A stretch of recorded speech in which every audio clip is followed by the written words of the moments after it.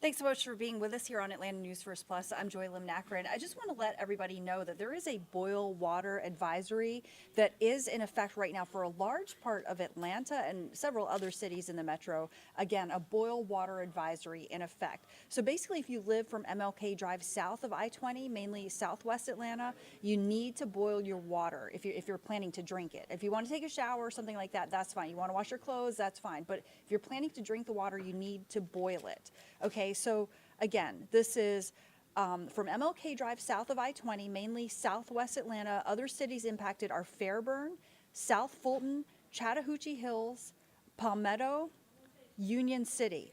Now, you may also experience low to no water pressure. Overnight, the Department of Watershed Management pinpointed the problem, saying that they are working to fix some sort of failure at the Adamsville pumping station. They're working to fix it, but again, some sort of failure at the Adamsville pumping station leading to this issue of low to no water pressure, and in addition, a boil water advisory in effect for a large section of Atlanta and several other cities in the metro. Again, if you live from MLK Drive south of I-20, mainly southwest Atlanta, other cities impacted Fairburn, South Fulton, Chattahoochee Hills, Palmetto, and Union City, you are under a boil water advisory. If you want to drink the water, you do need to boil it first. If you want to take a shower, you want to wash your clothes, you want to water your garden, that's fine.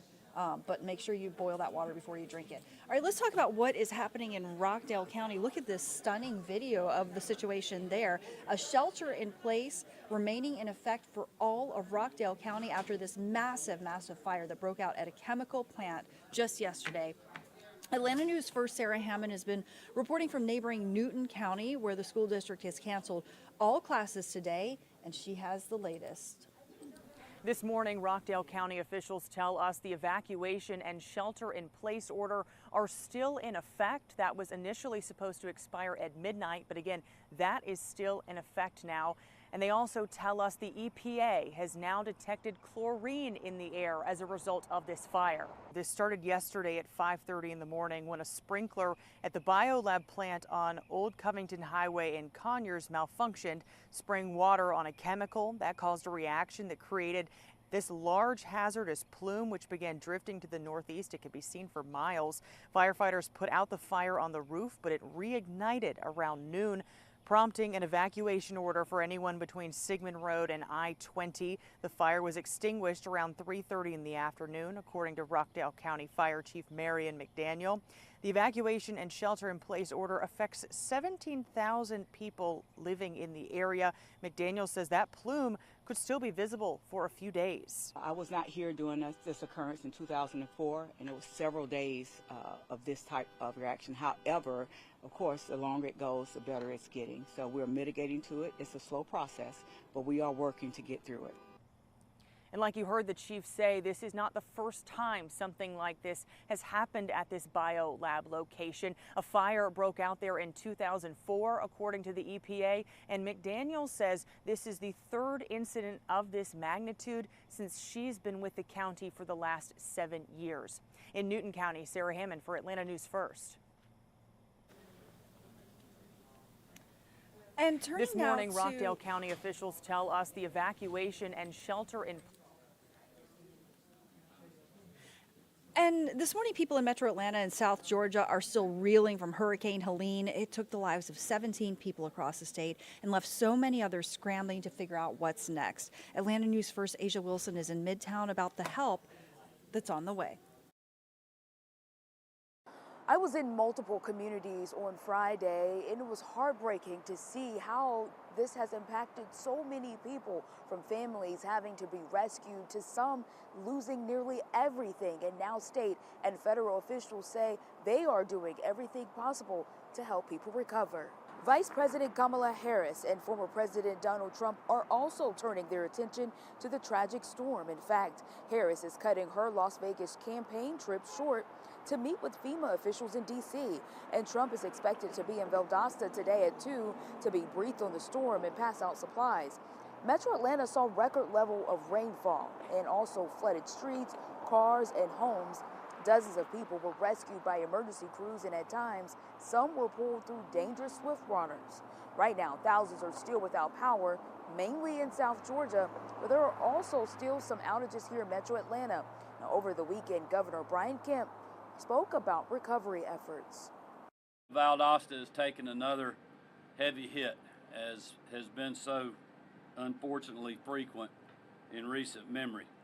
And I would just tell you, from a statewide perspective, this storm spared no one. We are literally throwing every resource that we have.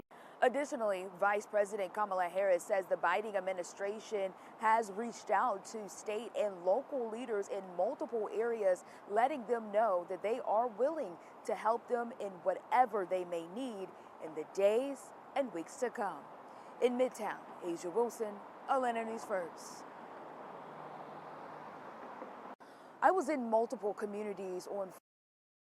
All right, so, we've been talking so much about the effects of Hurricane Helene, and one of the things that you may not have thought about is how it is going to impact your pocketbook and your gas prices specifically. So, according to AAA.com, the state's average gas prices rose following this storm. This morning, our state's average for a gallon of regular gas is $2.97, which is 3 cents more than last week, but it adds up when you're filling up a big tank. AAA says that Helene missed refineries in the Gulf. Fuel prices should not increase by a lot, but we do see somewhat of an increase. Good news is that nasty weather's behind us, I think. Here's First Alert meteorologist Rodney Harris with a look at our forecast, and it looks like it's going to be nice this week, right? For the most part, Joy, we are in store for a really good week here across North Georgia. This afternoon, our high will be 81 degrees, which is just slightly warmer than yesterday. Yesterday's high was 80, right about average for this time of year, so really no complaints this afternoon. What I want to do, Joy, is take you up and show you our high-resolution forecast, but I'm going to do that second. But first, I want to show you a little bit more about Helene, because we're actually not done with Helene yet. As you know, Helene tracked through North Georgia on Friday, then tracked into the Midwestern portions of the country, and then Helene basically got stuck in the Midwest over the weekend. Now, it's no longer a tropical cyclone of any kind, but what's left of Helene, you can see that low there up in the Midwestern portions of the country. That's the remnants of Helene, and it's finally going to move east today. So as all that moisture moves east, we can't rule out a stray sprinkle this afternoon.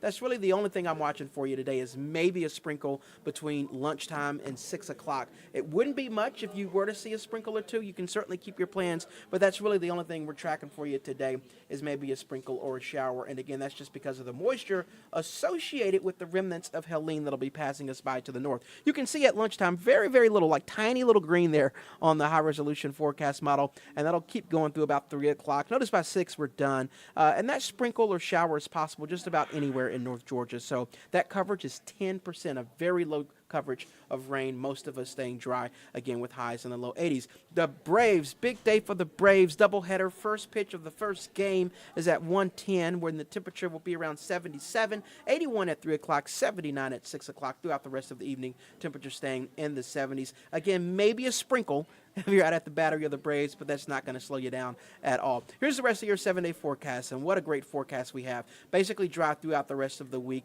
with highs in the low 80s. By Friday, there's a 20 or 30% chance of some rain because of a front that's moving in, and then this weekend is dry. I will point out, and we've been talking about this all morning, we are watching the tropics. Right now, there are 3 separate systems in the tropics right now, all in the Atlantic.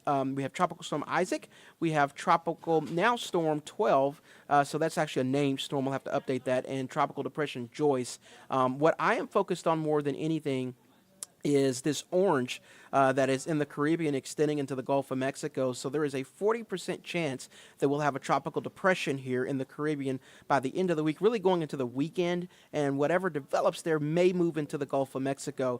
We don't know how strong this would be or exactly where it would go, so I don't want to really show you the models, but we just want you to know that the Gulf of Mexico is certainly a zone that we will be watching for you carefully going into the upcoming weekend. If you have any friends along the Gulf Coast, definitely stay weather ready. We'll keep you up to date on the tropics. We'll also keep you up to date on our own forecast on Atlanta News First at noon, and always in the First Alert Weather app. Until next time, we'll see you soon.